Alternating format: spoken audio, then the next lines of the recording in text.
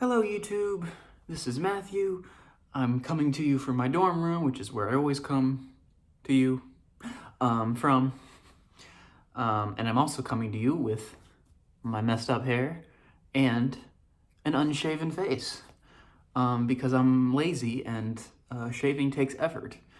But I also don't like having facial hair, so the struggle's real. Today's video is titled, The Limits of Rational Discourse. And at least that's what I think the title of this video will be. Maybe I should change it. Yeah, maybe I shouldn't just think up a title randomly and just say that's what it's going to be. It might not be relevant. But point being, I'm the kind of person that thinks a lot about philosophical questions. Does God exist? Do we have free will? Is it immoral to eat meat? Is mathematics invented or discovered? What is the nature of the scientific method? What is the nature of truth? And, I don't know why I think about these questions. I guess it just must be something about my personality, something about the way my mind works. It doesn't make me better or worse than anyone. It just makes me, me. It's just, that is the way I am. That's the way I've always been, really.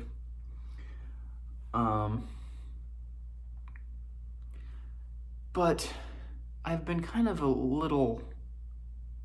I'm becoming a bit disillusioned with philosophy. I mean, that's not the best way to describe it. I'm just becoming a little tired of, I guess, for lack of a better phrase, the philosophic game. At some level I think to myself, well, it is kind of a game. So it's like, if I'm... So I uploaded a video a while back on Friedrich Nietzsche. And then, if I'm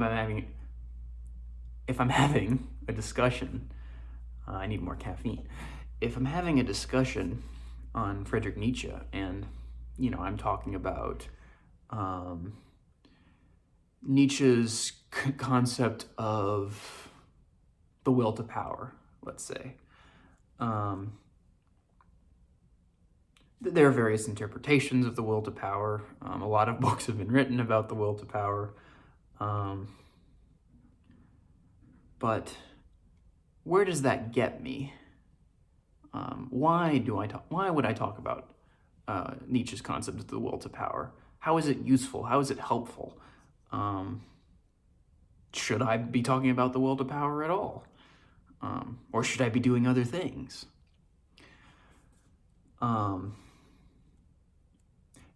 There just seems to be a lot of philosophical questions which are almost too academic or too separated from the everyday, separated from life as a whole.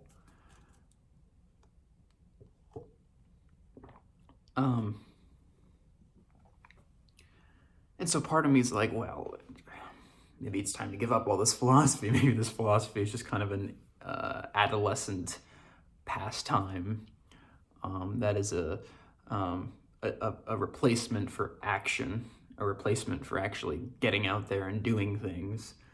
And maybe it's time that I actually get out there and do things and I stop torturing myself with these unanswerable questions.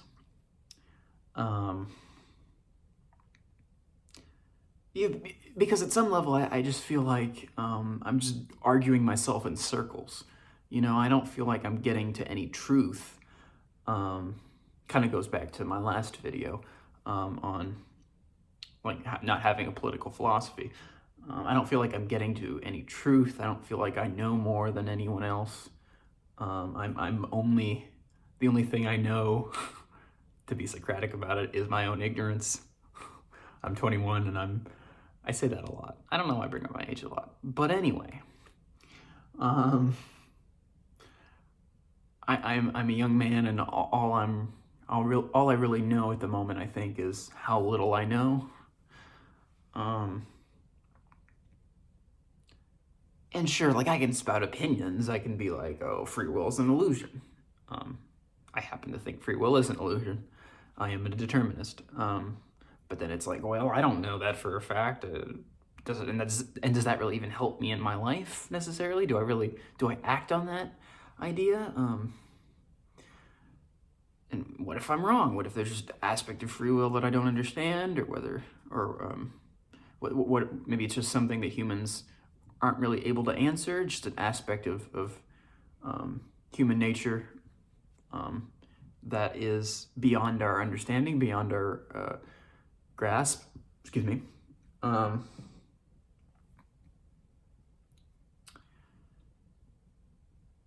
But I keep coming back to philosophy. I keep coming back to asking these philosophical questions because I just can't seem to stop.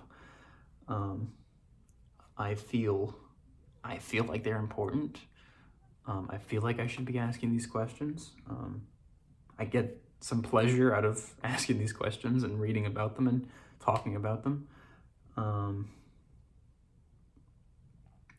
then I mentioned Socrates earlier. It's like, yeah, I mean, I keep going back to his idea about the unexamined life not being worth living.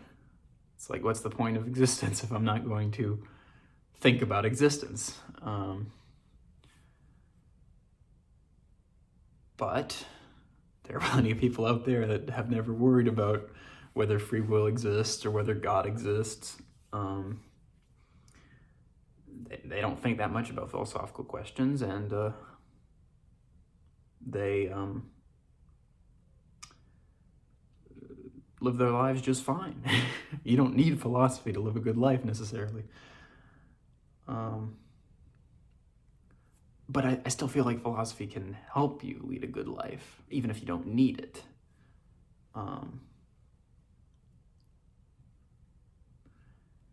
So I don't know. I mean, I'm in a weird place. I almost wish I didn't think as much as I do, but I can't stop myself from thinking as much as I do.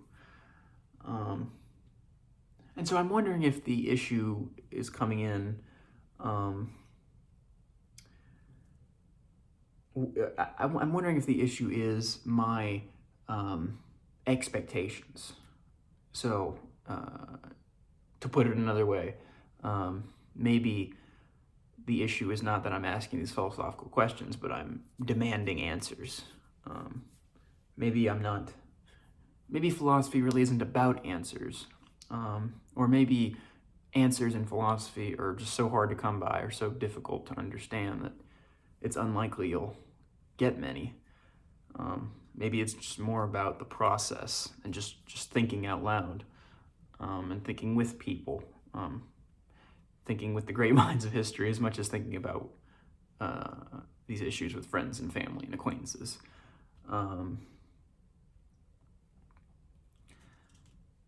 So maybe that's all I need to know. Maybe it's just a matter of gaining a little wisdom and saying, well, the universe is a mystery to me.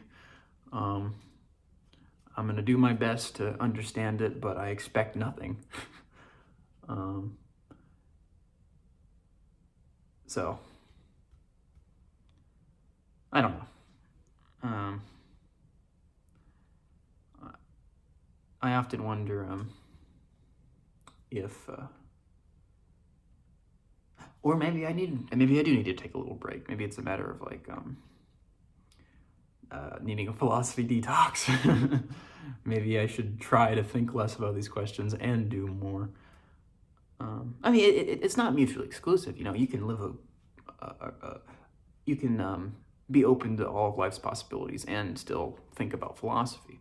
But maybe my issue has been using philosophy to replace action. And if I have action plus philosophy, that would allow me to feel more fulfilled. Because I'm not. just a machine here to figure out the mysteries of the universe. I'm a person, and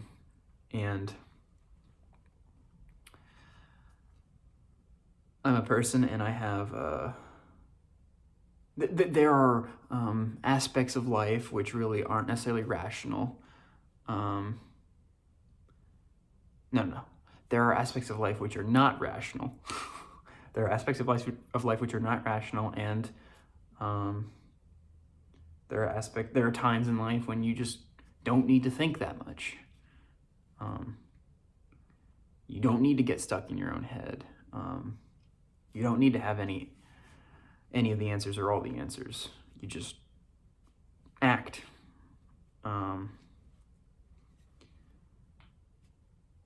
If I go on a date with someone, for example, it's not necessarily rational.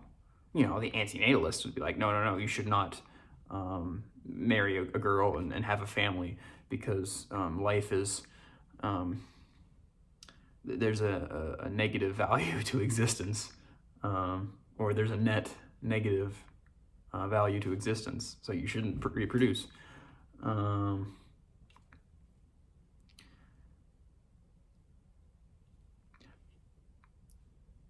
I mean, that's kind of a tangent, but it's like, I guess the anti-natalists are trying to be rational about it at some level. They're trying to be like, okay, let me examine the value of life itself. And of course, they come to a particular conclusion, and other people come to very different conclusions about the value of life. And I guess I'm not an anti-natalist, so I do come to the conclusion that, yeah, life has some value. But I'm not sure that's necessarily rational. Again, that might be a bad example, but there are just things, there are aspects of life which can't really be explained by philosophy and can't really be explained rationally, such as love, such as kind of art and beauty and aesthetics, although some philosophers would disagree about that too.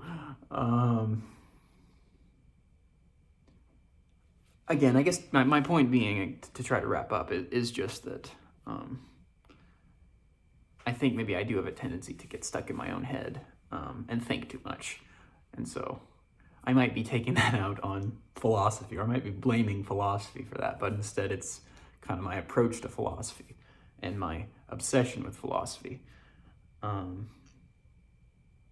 There are times when you don't need to be thinking that deeply about something. You just live your life. Again, as both Aristotle and the Buddha thought, moderation in everything. Or as Oscar Wilde said, moderation in everything, including moderation. I think that's a good place to wrap up. Quick channel update before you go. I co-host a podcast called Beyond Talking Points, and my co-host and I decided that, we should have our own YouTube channel. It's called Beyond Talking Points. The podcast is called Beyond Talking Points. And so I created a Beyond Talking Points YouTube channel, and I uploaded all of the episodes, and we've uploaded like 3 new episodes since the last one I uploaded on this channel. So that's just to say, if you subscribe to my channel for Beyond Talking Points content, I will put a link in the description for the new channel, and you can go subscribe to that channel. And if you're just looking for content with me in it, if you're looking for what I'm doing, if you're looking for my solo content, if you're looking for what I'm doing particularly, then you can stay here and subscribe to this channel. A couple weeks, of course, went by without me uploading a vlog. So I'm not terribly good at this weekly vlog thing, but I'm trying to work on it. And I hope to do more solo content in the future, which is another thing I say a lot. But hey, fake it till you make it, right? So, I think that's all. Thank you very much for watching, and take care.